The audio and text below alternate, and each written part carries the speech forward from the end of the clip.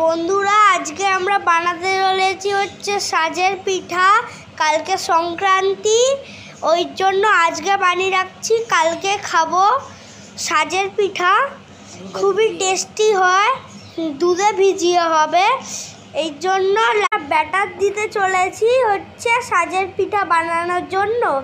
এ দেখুন ব্যাটার দিচ্ছে। এখানে 5টা করে হয়, এই জন্য একটুখানি দেরি হয়। আরেকবার দিতে হবে। দেখুন বন্ধুরা, কত তাড়াতাড়ি উল্টে দিচ্ছে আর হয়েও গেছে। একদম সব তুলতুলে এবার দুধে ভেজাবে। লাইক সাবস্ক্রাইব করে দেবেন প্লিজ বন্ধুরা।